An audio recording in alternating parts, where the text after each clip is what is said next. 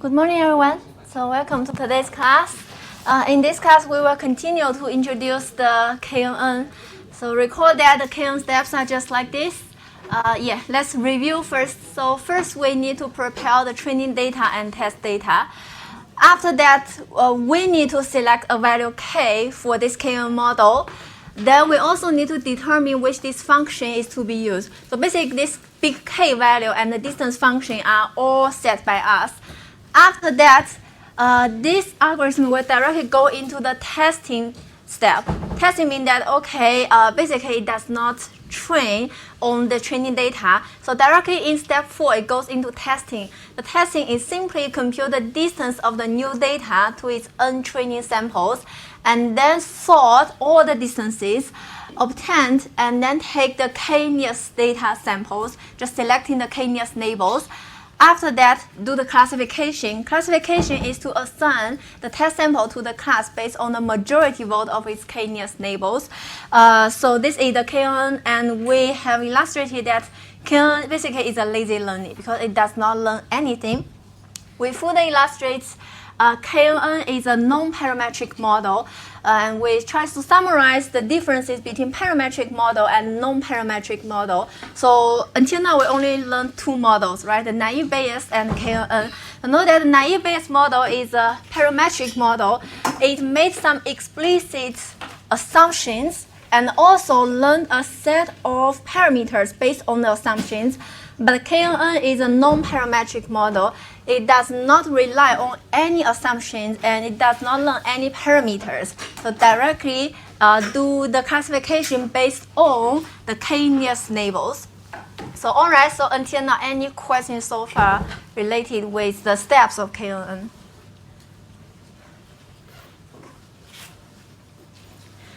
If no question, then let's directly go on to see how to apply the KNN steps in this practical problem. Alright, so recall that we have a training data like this. So in this training data, we have two features, height and weight. So the label is the t-shirt size. It's a supervised learning, of course. For all the training data, we have their labels. And then we come a new data, our testing data. So now comes a new customer with a height 161 and weight as 61. And suppose we directly pick k equals to 5. So this corresponds to step 1 and step 2. Step 1, we prepare training data and testing data here. And step 2, we select a value k. So we select k to be 5. After that, we determine which distance function to use. And for simplicity here, we directly use the Euclidean distance. So Euclidean distance, recall, the formula should take this way. So if x train is a training data, has n attributes, and then testing data is x test. X test also must have n attributes, like the number of attributes or the number of features must be the same. And then the Euclidean distance function takes the formula. And recall that in lecture 2, the advanced Python programming, we already learned how to implement this Euclidean distance function, right? By using the broadcasting, so that if we have a big testing data and a big training data, basically we can compute their pairwise distances. Alright, so we select the Euclidean distance function. Then next step, we need to compute the distance of the new data to its n training samples. This might be misleading because, basically it's better if we use D here. So there are two different things, number of features and number of training samples. Alright, so for this testing data, we already have the value of the two features.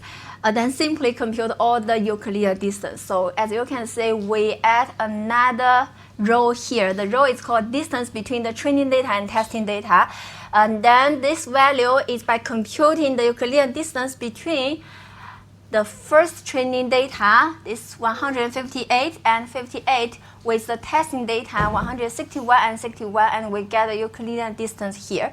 And so for each of the training sample, we need to compute the distance of the new data to that training sample. So overall, we have appended a new row here, and with all the distance values.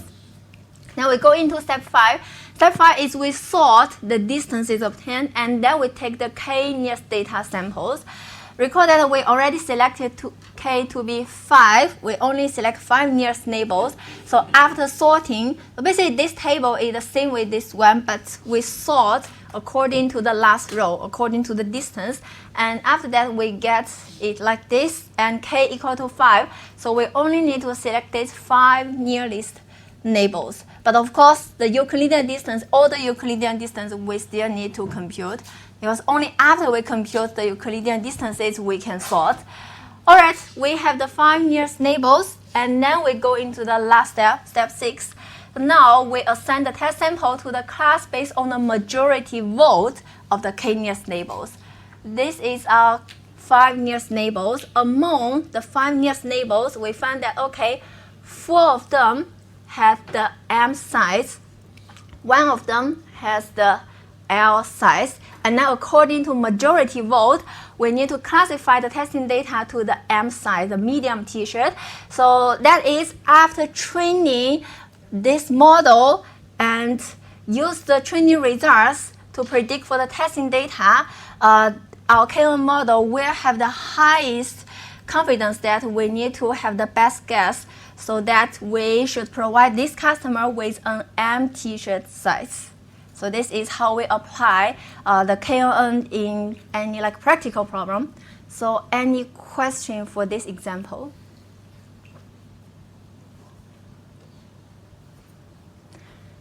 Yeah, I think this the steps of KNN are really straightforward. So basically, you only need to do some computation, some sorting, and all the steps just directly applied. And let's see how to implement KNN using scikit-learn. So we directly import the k nearest neighbor classifier, this module from scikit-learn.neighbors. And except from that, we also import another module from scikit-learn, which is called label encoder, from scikit-learn.preprocessing. So as you can see, basically this module is used to pre-process some data set, and later on we will see how to use it to pre-process. So here we assign the features and label variables. The features height is a 1D array. Features weight is another 1D array. So we just do this, manually create this data. And for this size, we also create a 1D array to represent the labels, so M, M, L, L, as you can see. This is somehow different with the naive-Bayes model. When we implement naive-Bayes model using scikit-learn, note that we manually encode, right? We manually use 0 represent yes, 1 represent no, and then we manually transform all the yes and no to 0 and 1 values. But here, suppose we don't want to do the manually setting, we don't want to do the encoding by ourselves, so we directly form this label set, this label array using this M and L. Then of course M and L are two we know two string terms, right? Basically they cannot directly be accepted by the scikit-learn module. That's why we import this label encoder. Now we let the scikit-learn label encoder module to do the encoding for us instead of manually set that.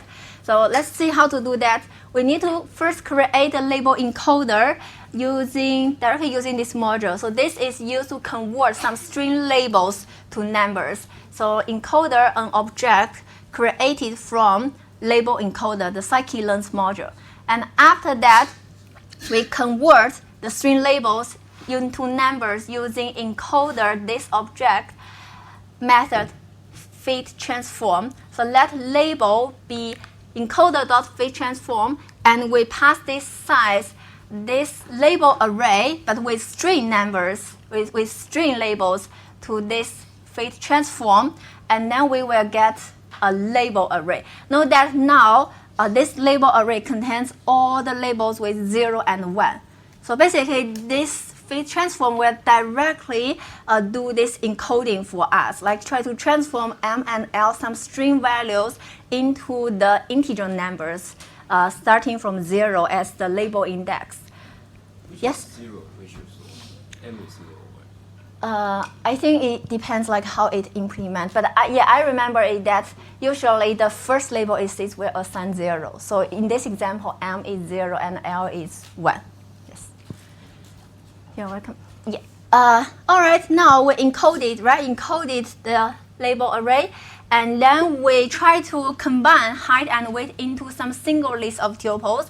Because currently, like height and weight are 2 arrays.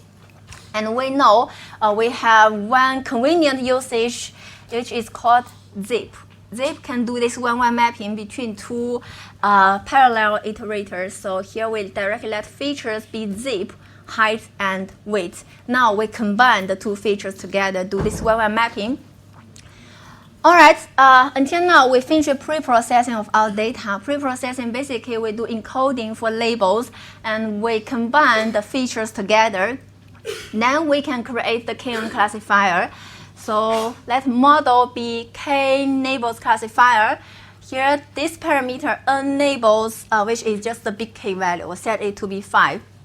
And then we train the model using the training sets. Recall that we have said that in scikit-learn, this fit method always means train. So whenever we call this method fit, basically it means training the corresponding model. That model dot feature label, we pass the training data and the training labels to it. And what will happen after we run this line of code? Like for this fit method, what's inside? Any guess? Right. Basically, nothing will be done. Fit is training, but we know KN has no training. Right? So basically, if we run this model.fit, then inside it simply specified, okay, the training data is features, the training label is label, no computation will be done because no training in KNN. All right, that means we need to directly go into the testing. So predict for the testing data. We let this predicted be model.predict and pass this testing data. Testing data, again, we need to pass it as some nested list or some 2D arrays. This is our new data, like height is 161, weight is 61. And after that, note that this predicted will contain the label, the direct classification result for the new data, but in 0 or 1. Because we have done the encoding, right? We have done the encoding using the encoder.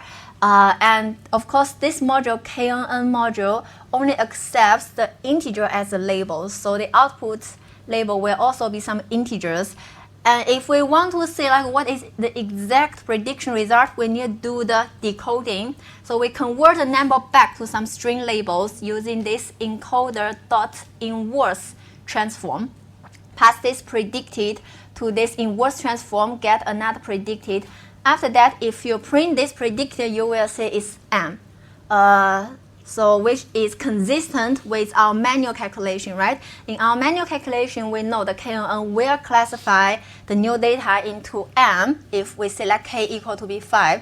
And this is exactly the same. So after decoding. And of course, this decoding uses the same mapping. Basically, after you run this encoder.fit transform, and then the mapping between the strings and the integers are already stored in this encoder. So when you run this inverse transform, it will like look up at the mapping before and try to decode it back to the string label. So it's M. This is the implementation of KNN using scikit-learn. Of course, you are also highly recommended to try to implement it by yourself, even though in lab 3, actually it's not a graded lab. So it's okay if you don't implement it, but still we highly recommend you to try to implement KNN using NumPy only, so from scratch. So any question regarding this implementation using KNN? We can use label encoder in lab 1. Label encoder in lab 1. Yes, actually you can also use that. So as long as your label is some string variables, actually you can directly like use this label encoder from scikit-learn, which is very convenient so that you don't need to like manually encode everything. Yes, very good. Yeah. Any other question regarding this implementation?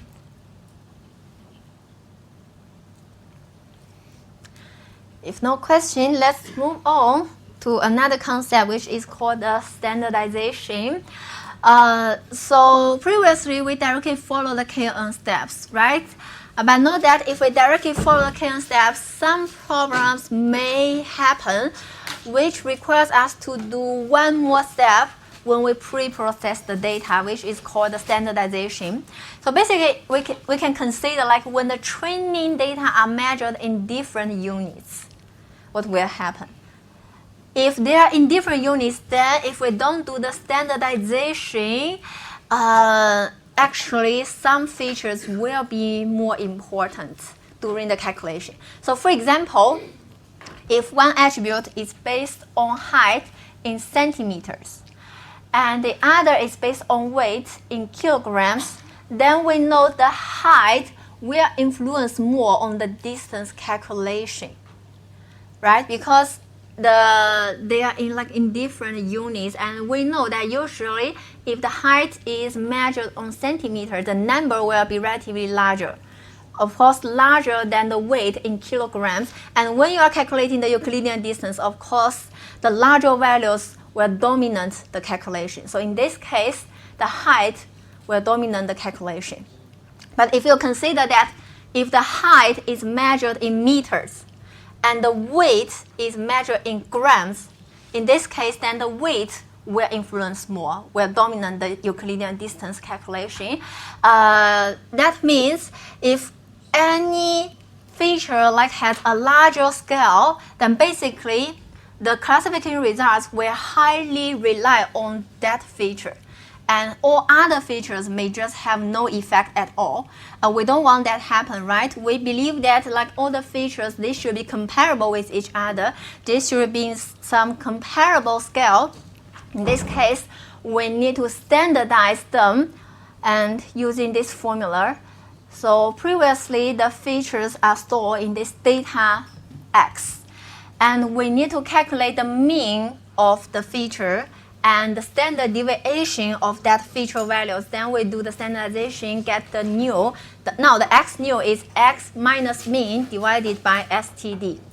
So x attribute value, x nu is after standardization, the new attribute value. And note that after we do this data standardization, now all the features, they are in the comparable scale. So we can make sure that no single feature will dominate the distance calculation.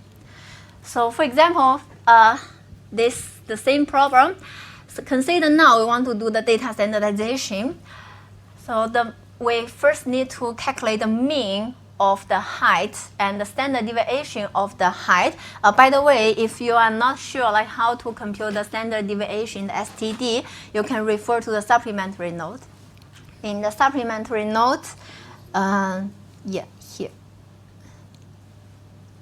If you look at here, the KNN, we have the supplementary note, get the population and the STD. So you can refer to this lecture notes to know like how to calculate STD. Actually, we provided 2 different types of STD for your reference.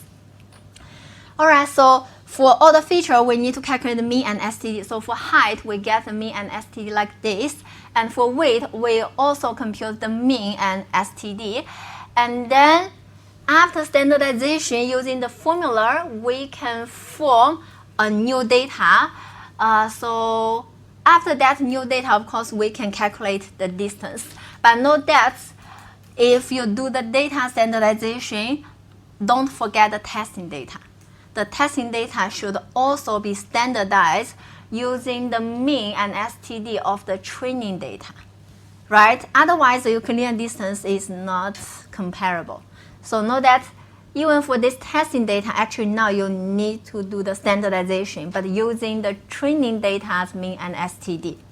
So after that, we recalculate all the Euclidean distance and sort them and select the 5 nearest neighbors. Note that this row is the distance we previously calculated, and this new row, we appended a new row, is the new distance between the training data and testing data after standardization. And as you may notice, actually the sorting results will be different already after standardization. And previously, our nearest neighbor, 5 nearest neighbor is like these 5 data points. But now the 5 nearest neighbor is these 4 together with this one. So we need to base on the standardized distance to select the 5 nearest neighbor and then do the classification. But of course, this classification is still M, because for the new 5 nearest neighbors, this 4 and this 1, actually the majority vote is still M. So even though for this example, like the classification result doesn't change, but for other problems, for other practical problems, it's possible that after standardization and before standardization, the classification results will be somehow different. And then let's say a new implementation. Basically, it's still the same with the last implementation, but we add standardization. Standardization is after we form this height, this feature array, we first calculate its mean. So let h mean be numpy dot mean height. So recall that we have this function mean in numpy to directly get the mean value, and then let hstd be numpy.std height d-doff equal to 1. D-doff equal to 1, basically it refers to this one, this sample standard deviation. So yeah, we have like 2 different calculation ways. The first is called the population standard deviation. We follow this formula. So in the denominator is n, but in the sample standard deviation, we divide it by n minus 1 inside the square root. Basically because we believe that the data we collected are not so representative to represent the whole population. If that's the case, we apply sample standard deviation. So that means we are working with like a sample taken from a large population of interest, and possibly it's not so representative. And we divide it by n minus 1, so that actually this standard deviation will be somehow larger, right? Because it's divided by a relatively smaller number, n minus 1, compared with n. This is because we believe that if we actually just work on some small data samples, then possibly it will overestimate the standard deviation. It will underestimate the standard deviation. In this case, we want to compensate that, and so we only divide by n minus 1. So actually, you can check all the explanations in this supplementary note. And if we do this sample standard deviation, the typical way is we let it be n minus 1, the denominator, which corresponds to here, the d-doff equal to 1. Note that for this numpy's implementation, std, you can also let the d-doff be some other integers. So basically that means in this denominator, you use n minus a number m. But in practical usage, we just let it to be 1. This is the standard this is the sample standard deviation, so HSTD. And after that, after we calculate the mean and STD, of course, we do the standardization. Let height be the old height minus h mean divided by HSTD. After that, we have finished the standardization for height. And for the weight, we do the same thing. Calculate mean and STD, and then standardize its weight. The size, the label array, we again simply use this label encoder to do the encoding and later on to do the decoding for us. Alright, the other thing would basically be the same. Create a model from the k-neighbors classifier module and then train it. Train it, of course, nothing has been done here, like no calculation at all. And in the prediction, here is the thing you need to pay attention to. In testing, you also need to standardize the testing data. Like after you already standardize height and weight, of course, you cannot let the testing data's height and weight be the original value. You must standardize them using the H-mean, HSTD, W-mean, WSTD. So that means all the means and STDs from the training data. And then convert the number to some string label, get predicted. If you print it out, this predicted is also M, the same with our manual calculation here. So this is the standardization. So usually we will apply the standardization, especially if you find that obviously the features they are in different scales. So we need to try to make up the different units they use and the different scales. So any question regarding data standardization? Sorry, where is DDOF equals to 1? Oh, this DDOF, it is this one. Yeah, maybe I can spend some time to illustrate the STD's calculation. Actually, in previous, the naive-based model, we also mentioned the STD, right? When we see that the features are in some continuous variables, we typically assume they follow Gaussian distribution. And in Gaussian distribution, we also, for the continuous feature, we also need to calculate its mean and STD. The same STD here. So it's one of the most common ways to measure the spread of values in a data set. Usually in statistics, we have two different types of STD called population STD, sample STD. So population STD, I think, is maybe you are most familiar with this population STD. So when we think that the data set we are working with, actually this data set represents the entire population. So that is every value that we are interested in are already in the data set. Or we can say that we have high confidence that our data collection is complete. In this case, we calculate population STD using this formula. So sigma is the STD we calculated, and the sigma is calculated by taking the square root of the average of the sum of each xi, the i's value in the data set, minus the population mean, the mu. And this is the population STD. I guess, yes, maybe you are most familiar with this one. But here is another one called sample STD. So now, if we think that the data set we are working with only represents some samples taken from a large population of interest, that means we are working on a relatively small samples which cannot represent the whole population. Possibly that the data collection is somehow incomplete. In this case, we calculate sample STD. Sample STD, if you look at sample STD with the population STD, the only difference is that now inside the square root, the denominator becomes a -1. All the other calculations are the same. It's still the square root. The sum of xi minus x bar. Here x bar, again, is the sample mean square and then divided by n-1. So only difference is here. We divide it by n-1. The reason is that actually in sample standard deviation, we tend to underestimate the true variability in the population. Because in sample STD, it means that we already believe that our collected samples are not enough, are insufficient to represent the whole population.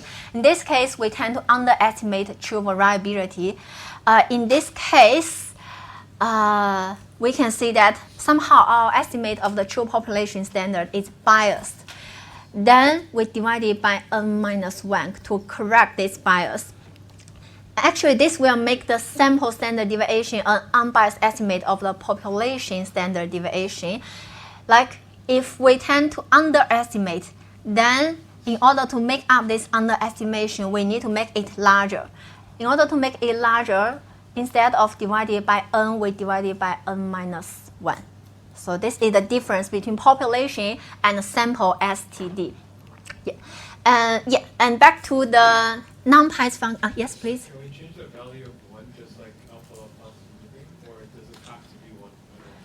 It doesn't have to be 1, actually. Yeah, this one, very good question. This one can be other numbers, actually. Usually, we will use integers here.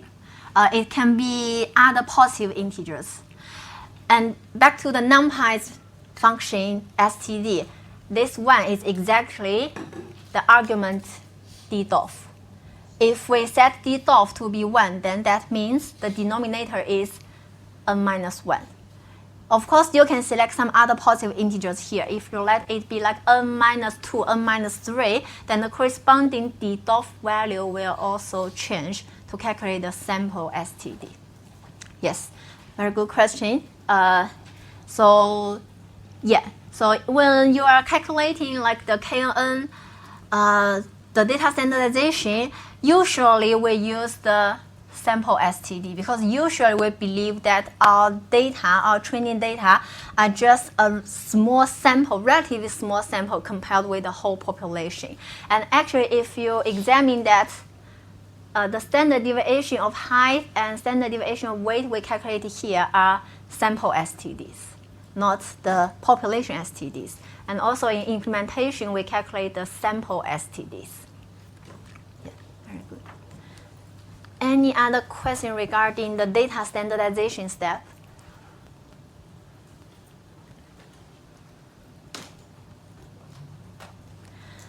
Great. After data standardization, basically we already know how to apply the KN steps.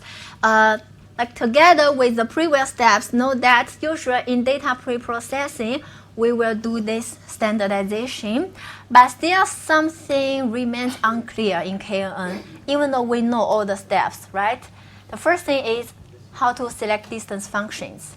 Know that we need to determine the distance function. We also need to select a big K value. These are two things remains unclear, right?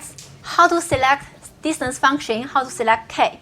So let's start with the simpler one, how to select distance function. Actually, there are a lot of different distance functions available. Some common ones are like Euclidean distance, like we have used this distance function earlier, and Manhattan distance, which is also called city block distance. We also have like cosine distance, Hamming distance. So let's try to examine the different distance functions one by one. Euclidean distance we omitted here because basically we already introduced a lot, like its formulas and also how to implement them. Then let's start with the Manhattan distance, which is also called city block. Manhattan distance, so in definition, it's the sum of the absolute differences between points across all the dimensions.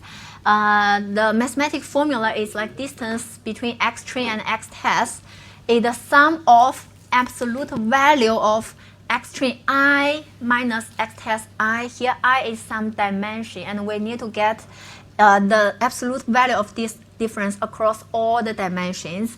And yeah, this denotes the absolute value. So by visualization, basically this is the Manhattan distance.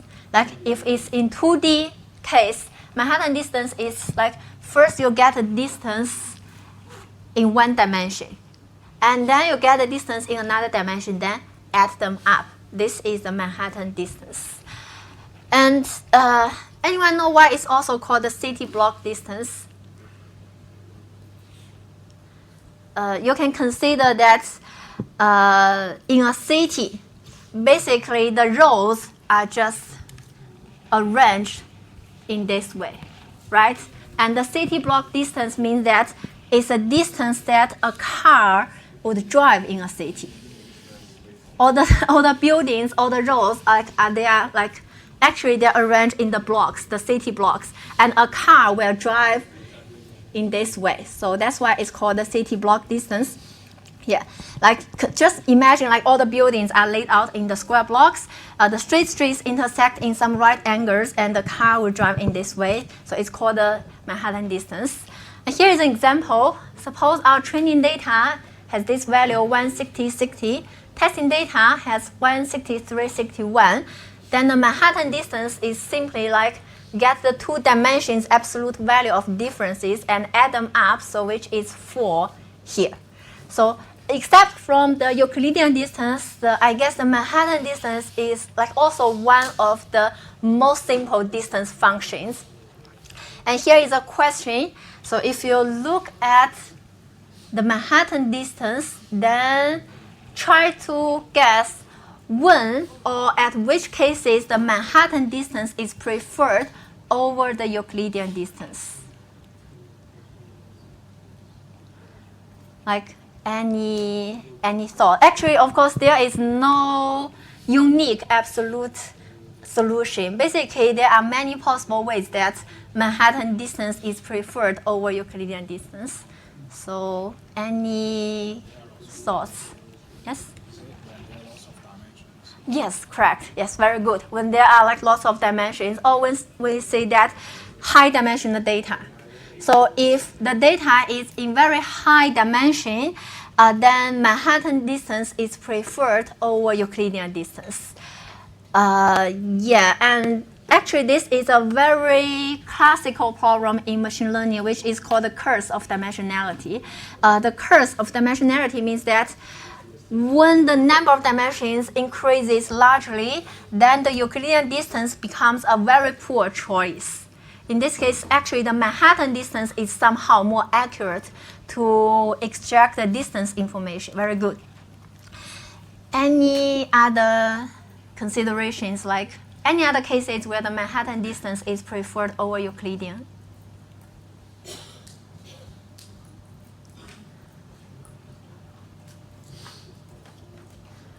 Some other cases actually include that to deal with outliers. So somehow, if you want to place less emphasis in outliers, actually Manhattan distance will try to reduce the errors equally, since actually it regards with the gradient. Actually, the gradient of the Manhattan distance has some constant magnitude. But yeah, it's okay if you like don't understand very deeply. But this is another case. I think maybe one case is that everybody can understand that you can consider some specific data that when the points are arranged in the form of some grid. And maybe in some problems that we give more priority to the distances between the points along with the grids. Give you a concrete example, consider the chess data set. If you are dealing with a problem involving the play in the chess game, basically we know all the data in the chess boards are naturally represented by Manhattan distance. Right? The chess board, if we are like playing the chess. In this case, for some like specific data type like chess, the Manhattan distance is preferred. Then next distance function is called the cosine distance. In order to compute the cosine distance, we first need to get the cosine theta. Theta is the angle between two vectors, x string and x test. So the visualization is that the cosine distance basically is we try to measure the angle between the two vectors, x string and x test. Cosine theta is that the dot product between x string and x test divided by the norm of x string times the norm of x test. If we just try to split every term, then it should be the sum of xi train times xi test, and then divided by the square root of the sum of x train square root of the sum of xi test square. After we get the cosine theta's value, cosine distance is 1 minus cosine theta. And for example, again, if height weight is 160, and the testing is 163, then we first calculate cosine theta. Cosine theta is like by applying this formula, we get, okay, it's 0.9999 something. And then the distance, cosine distance is 1 minus cosine theta, which takes this value. And note that if we use the cosine distance, basically means we only care about the angle between the two vectors, and we don't care their norm. you can imagine like suppose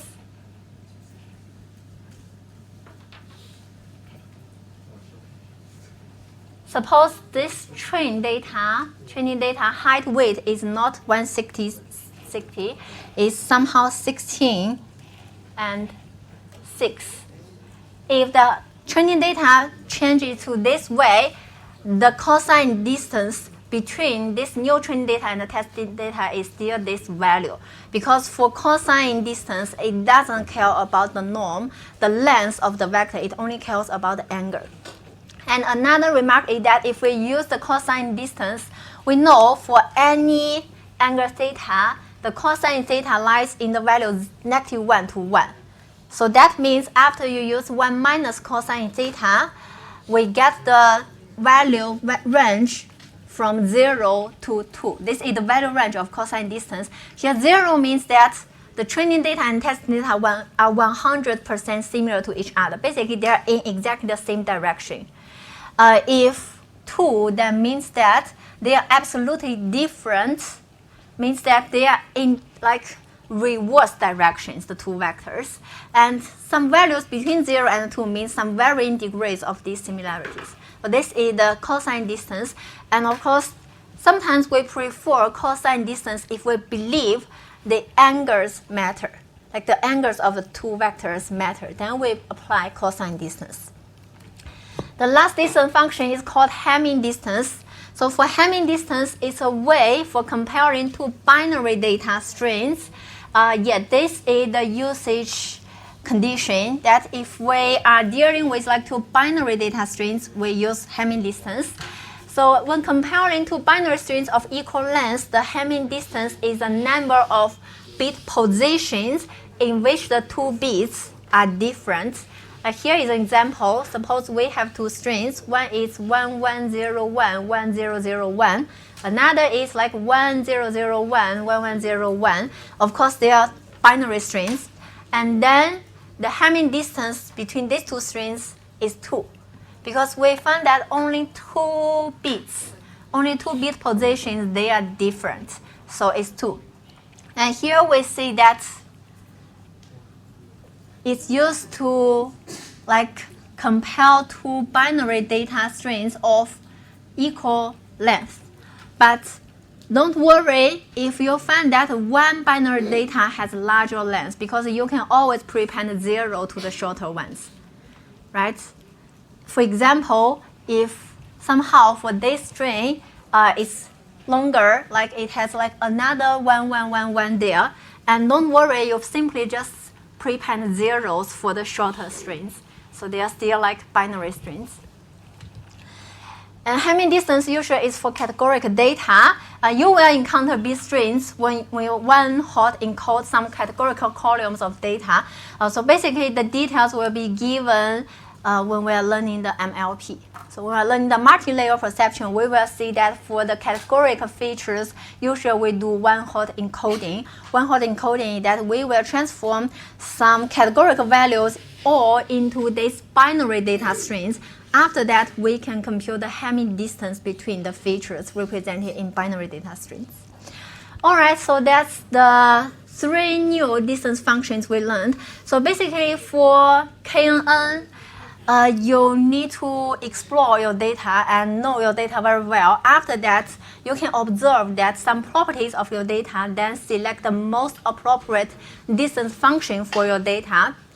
But like for simplicity, most of the time we just use Euclidean distance. But still, you need to notice that in some cases, other distance function might be better than the Euclidean, might be more appropriate than the Euclidean distance. So any question regarding these 3 new distance functions? For the Hamming distance, is it just counting about how many one is there? No, it calculates like the number of bit positions that the two bits are different. Like here, this bit position, they're different. One is 0, one is 1, and here one is 1, one is 0. So just calculate the bit position that they are different.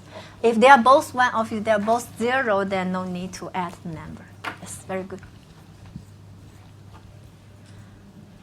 Any other questions regarding? Yes, please. The cosine distance. Yeah. Does it measure the angle from the origin or from where? Oh, from the origin, yes. Like if one data point is here, then basically we regard it as a vector starting from the origin.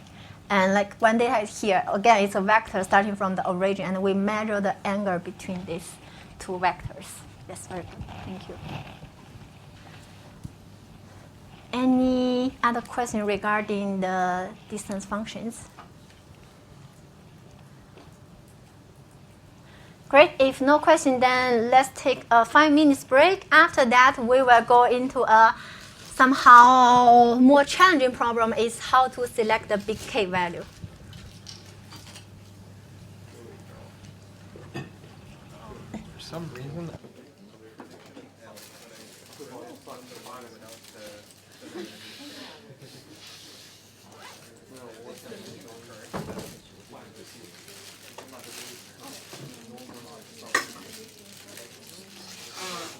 Right, but this one is the code across the forward the standardization, so is that meant to know work?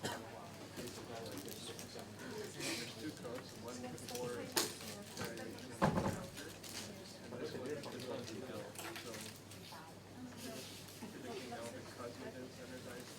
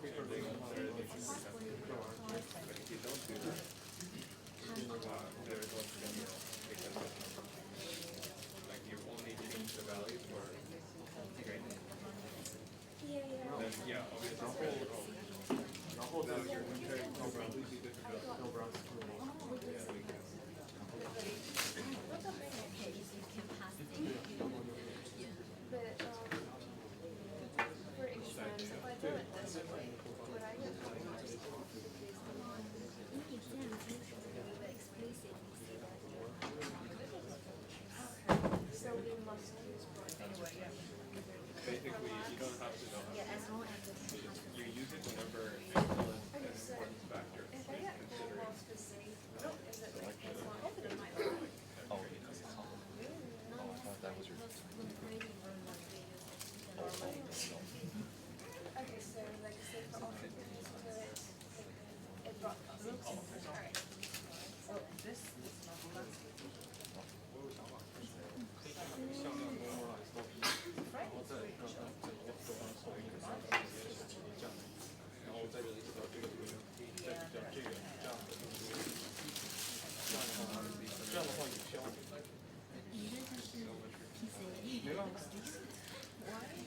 真的没办法了，这个真的没办法了，这个维数太高了。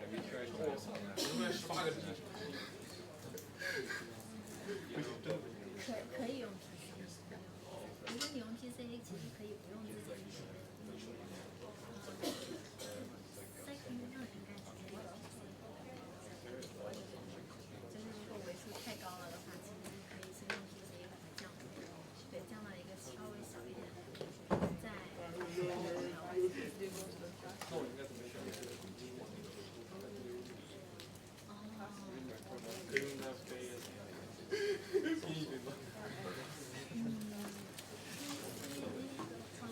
我忘了它的应该好像是有，可以让它自己看，然后可以查一下它的 argument，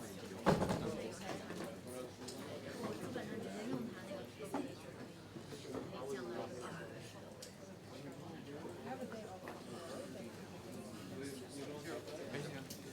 Cycling 里有这个，就是 cycling。他会自己扫一个，他会自己扫一个，是不是？从来真是烦这个。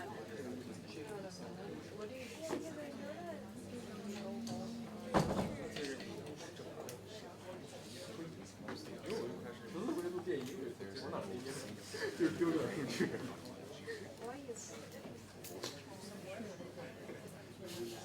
因为之后你在那个摄影的 test。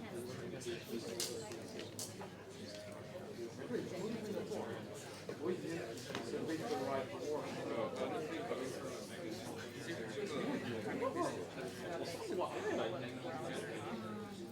有点像这个 hand distance 你都有点像，都是2进制的，就是2进制的。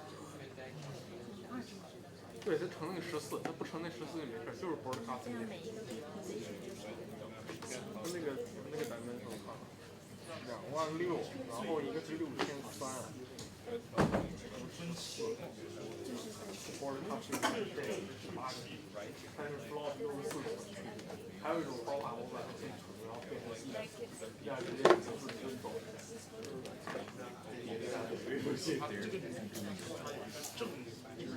正没开始了。报32.2，9个 D。我在想，要不要把天窗给摇转？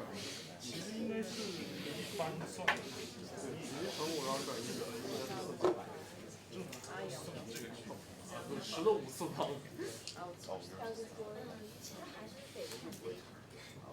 而且这个，因为我们只是来上尾算下来是2维的，还有8个，这个8不是能吃到3万多个？这个是非常高维的。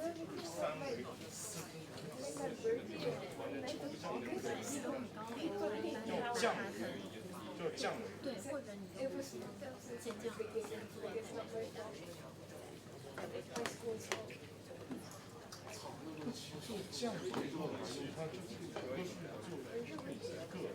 它就是降维看你降到几，因为可能有一些它是非常高维，不是，所以我怎么把那文件导过去？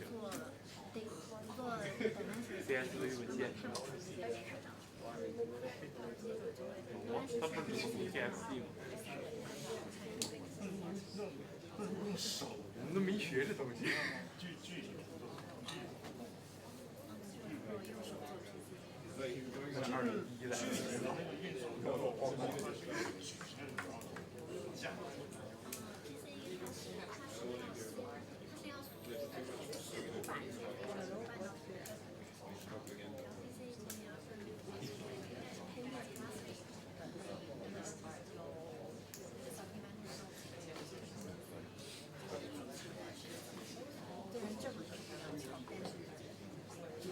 2维降维。具体是。它是要算，就是要算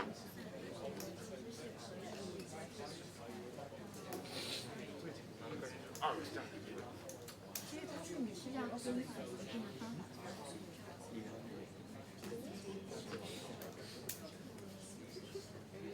就是说你会有提供具体的 step， 然后你只要 follow 这个 step 就可以。对对对，其实是它是也是线性代数，然后学了你的经验就是怎么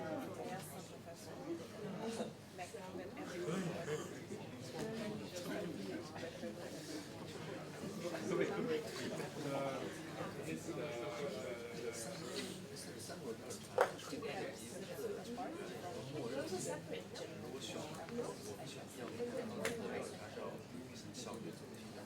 对。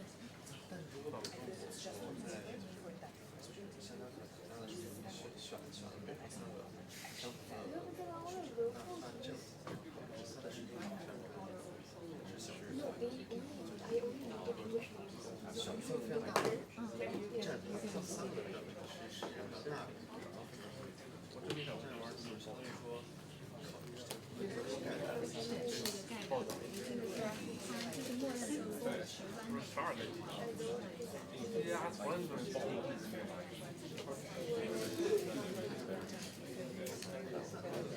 G。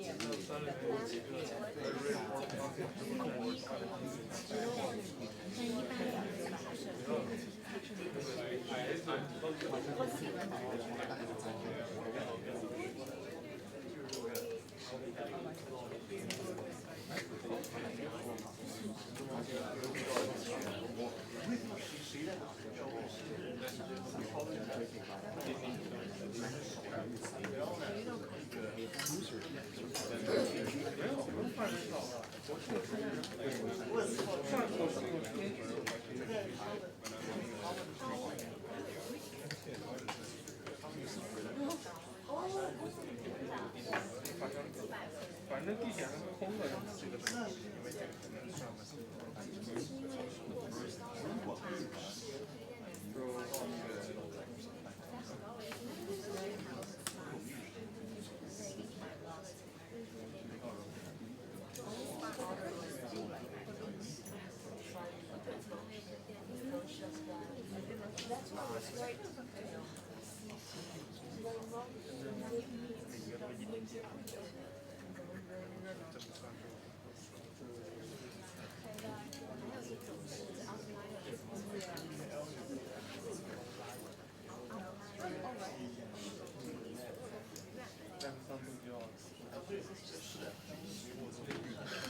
还行，那个东西没什么特别可怕的。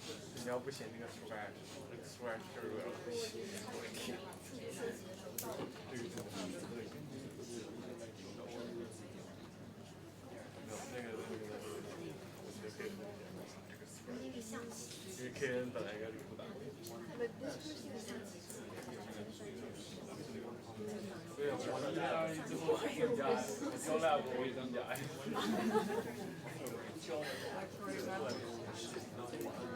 没事，这东西没什么东西啊，8分就开始低。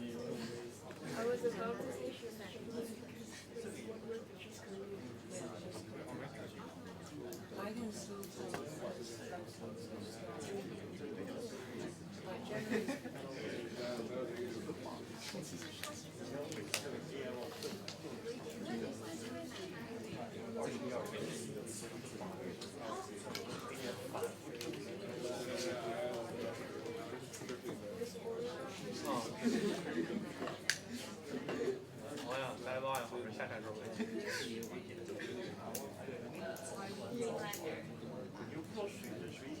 哎，他那个2012那个 hidden case 过吗？过于2012那个 hidden case 过吗？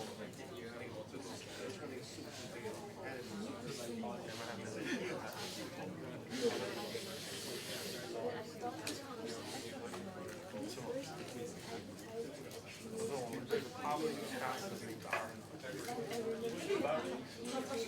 1到20，104到120。这是40的，你这进不上120。不是这个。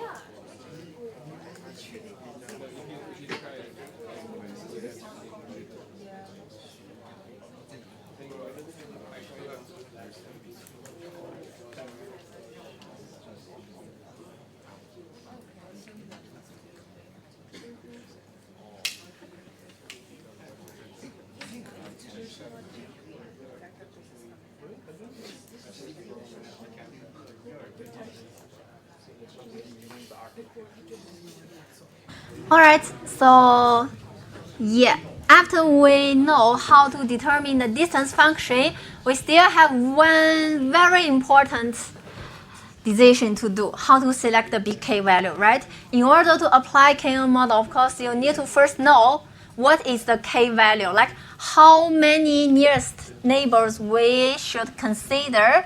So let's try to tackle this problem using like some specific conditions. First, consider outlier. Here is some outlier. Like outlier is usually some data point that is very, very far away from all other data samples. And usually we see that outlier is some noise data point when we collect the data. So possibly it's some wrong data or some noisy like happens during data collection. In outlier's case, usually we tend to select a higher k value because the low k value is sensitive to outliers, and here a higher k value is more resilient to outliers because it considers more voters to decide prediction. If consider that if unfortunately somehow your testing data is relatively closer to the outlier, then possibly you may just make the prediction wrong, right? You may just consider the outliers class to assign to it. But if you consider a higher k value, then basically you can consider more nearest neighbors, and then according to the majority vote, then possibly some other data will try to compensate for the outliers decisions. So for outliers, usually we tend to select a higher k value. Then another case is tie. Of course, when applying KNN, commonly we will meet a tie. Meet a tie means that you consider like the k nearest neighbors, and you find that, okay, among the k nearest neighbors, some classes have the same number of votes. And then it's very hard if you consider majority vote, right? You will meet a tie. Actually, by selecting a good k value, you can also try to break the tie.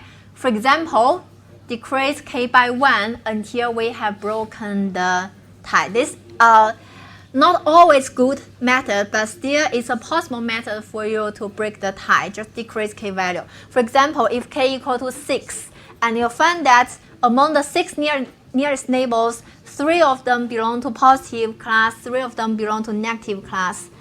In this case, you meet a tie. You don't know how to do the majority vote, but then you decrease k to be 5. In this case, you will break this tie. And usually, this is very somehow brute force, possibly not so accurate. So if you want to make the result somehow more accurate, you can try to do the weighted KNN. Weighted KNN like is we put more weight for the nearest points than the farther points. So consider you have a tie. I think in this slide, actually, we have a tie case. Let me try to find it so that I can illustrate. Is this one? Yes.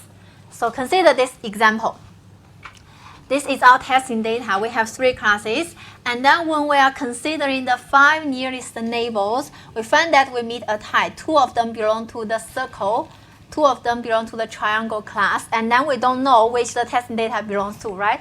It either belongs to circle or triangle. In this case, let's consider that we give different weights to the data points, to the neighbors. And the weights, we consider that the closer neighbor should have larger weight, right? Then, because it makes sense that, like for example, this testing data is closest to this triangle data point. Then possibly that is most similar with this triangle data point. So we just consider the weights. Usually we consider the weight, like weighted KNN. For weighted KNN, the weight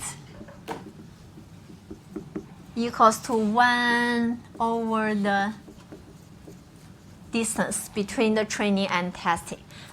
So that means for these 5 nearest neighbors, each of them, previously when we are doing the majority vote, means that each of them has a weight 1, the same weights. But now if we consider they have different weights, then for this triangle, for example, this neighbor has the weight 1 divided by this distance. And for this circle, it has a weight 1 divided by this distance, so on and so forth. So for each of the nearest neighbors, we can calculate their weight. And then the vote, we still do the majority vote, but when we're doing the vote, the weight differs. So for any class,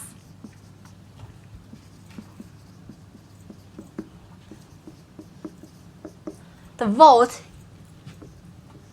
equals to the sum of all the weight of some like nearest neighbor.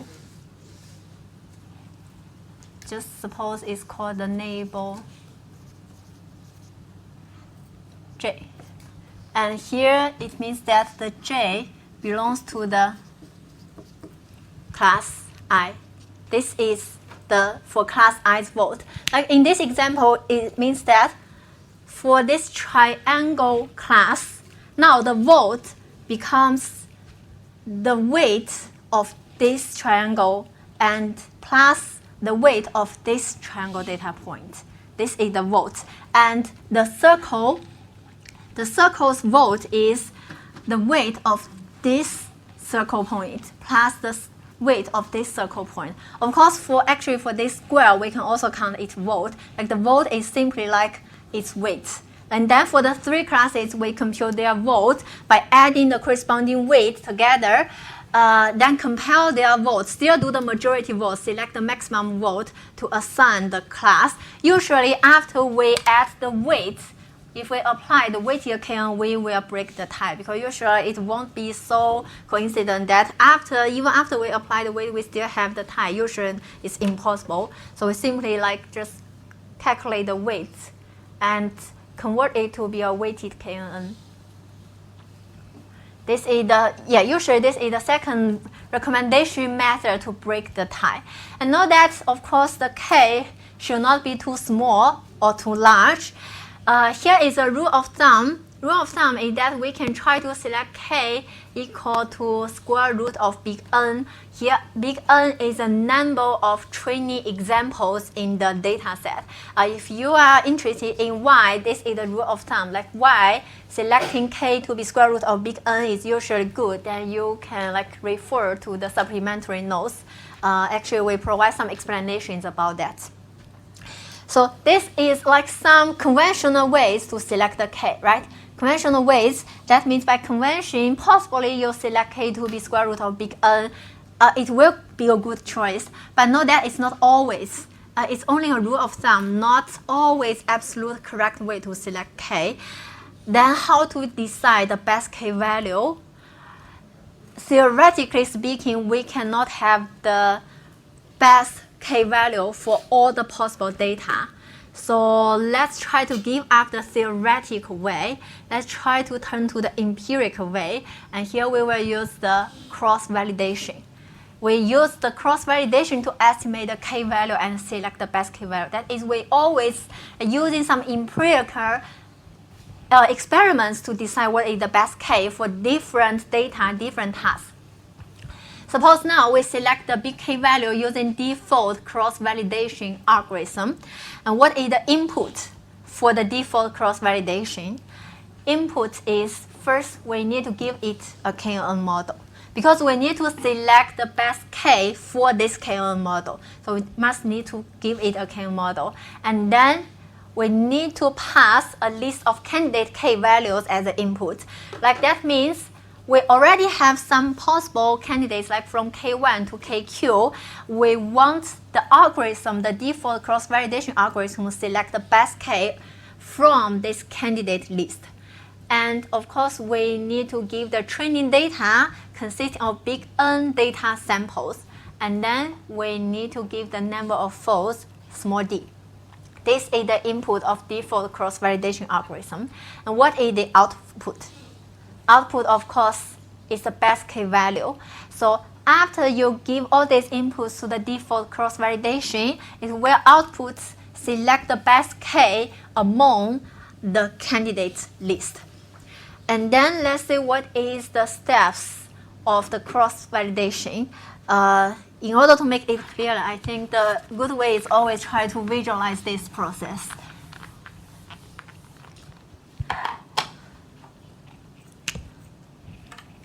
So we have a training data, right? Our training data. This is our original training data. Consists of big N data samples. And the first step is that we split the training data into D folds or D groups of approximately equal size.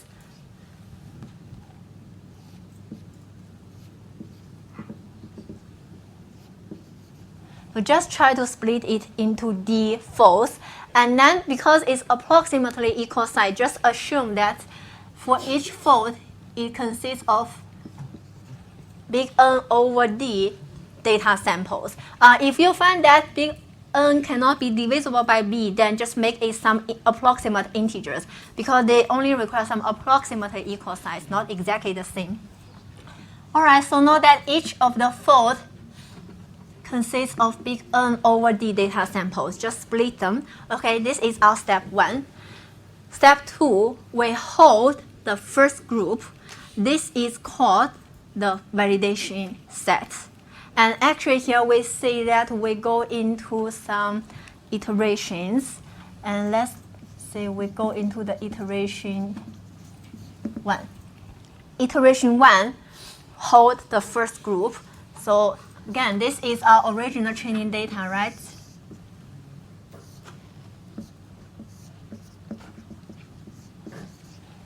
We hold it. We hold it and we rename it. Basically, it's just a name, but this name indicates its function. It will be used as the validation set.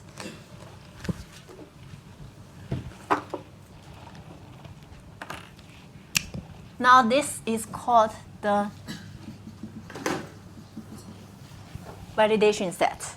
And then for the remaining D-1 folds, we will still use them. We will regard them as somehow the new training set. So in this case, our training data have like N divided by D times N-1 data samples. And then our validation data has like N divided by D data samples.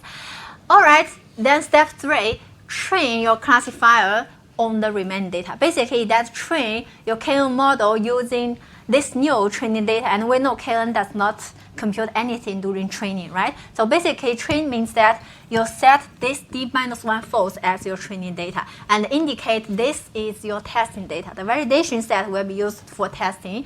And then for each value of K, of course, this K comes from your candidate list. For each value of K, classify each data in the validation set. So next, we go into some nested loops. Know that now suppose we call it round 1. Round 1, inside iteration 1, we have round 1. Set K to be K1, the first number in your candidate list. After that, classify the data, each of the data in your validation set using its K nearest neighbors in the training set here, and then record the arrow. So that is K equal to K1. And then you try to classify the validation data samples according to their K nearest neighbors in training data samples. And of course, this is validation set, means that actually you know the label, right? Originally, it comes from the training. You know the label. Then by comparing the ground truth label with the prediction results, you can compute arrow, right? And suppose we call it arrow 1. And then for each value of K, we need to do this. So we go into the round 2, let K equal to K2. Let K equal to K2 now, since the K values change to K2, of course the classification results might change. Right now, you consider K2 nearest neighbors in the training data. Possibly you will get another arrow. Suppose we call it arrow 1, 2. And so on and so forth. How many rounds we will have here? Q rounds, right? Because in our candidate list, we have Q possible values. So until we have the round Q, let K to be KQ, do the testing, and then record the arrow. This is arrow 1Q. Until now, I know you don't know how to calculate the arrow. So just hold it a little bit. First, let's try to figure out the mechanism of the default cross-validation. Later on, we will illustrate what is the arrow, how to calculate it. So basically now, we finish one iteration. And then we need to repeat the steps 1 to 4, actually steps 2 to 4, for all the D choices of the validation set. Because at the iteration 1, we hold this as our validation set, right? But actually we have defaults. So for each of the fold, we can hold it at the validation set, all other remaining at the training. So that is, if we consider the iteration 2, it should be something like that. Again, for this training data,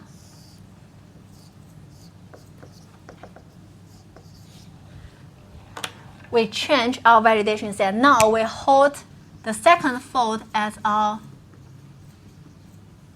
validation. Then for the remaining d-1 folds, it will work as the training. So that means this fold and this d-2 folds will be our training. Basically, we want to predict for this validation set using all the training data from d-1 folds. And what we do is repeat this round Q. So for each of the k values, we still need to do the testing. So round 1, let k be k1, and then we can get an arrow. Suppose now we call it arrow to 1, the second iteration, first round, and then all the remaining will simply be the same. Round 2, k is k2, get an arrow to 2, and until at some round q, let k be kq, get the arrow to q. So this is our iteration 2. And so on and so forth. Note that we have to repeat the steps for all the d choices of the d validation set. So that means at the last, we will have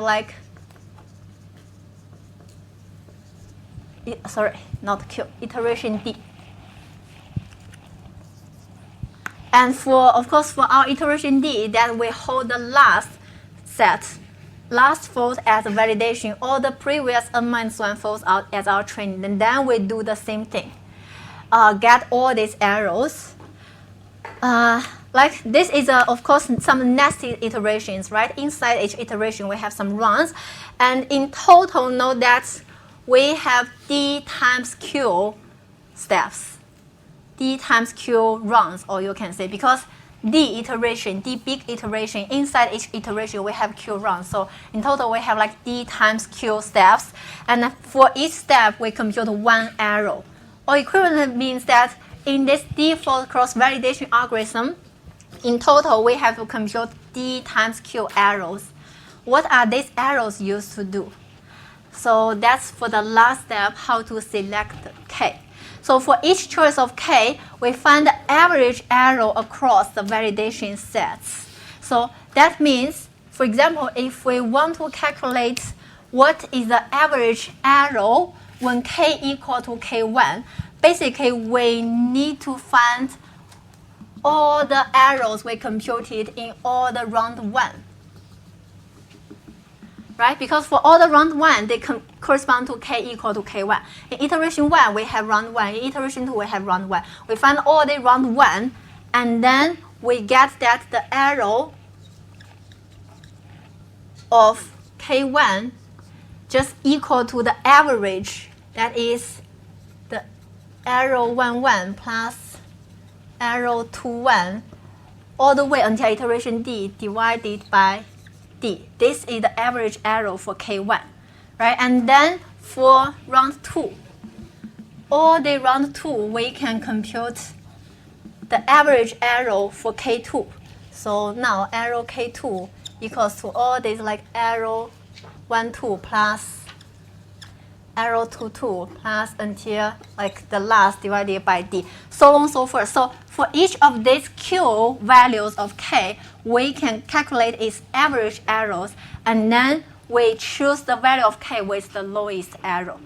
This is the best k for the data set.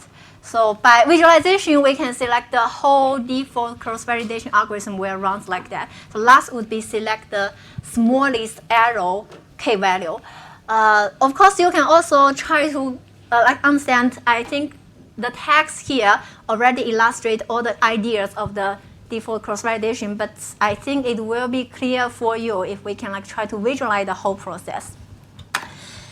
Alright, so there is another visualization.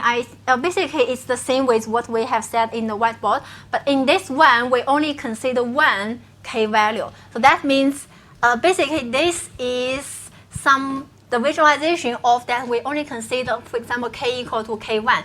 Then for different iterations, like here we let d equal to 10. For the 10 iterations, each time we hold one fold as a testing fold or the validation fold, we can see that, and compute the corresponding arrow E1, E2 until E10.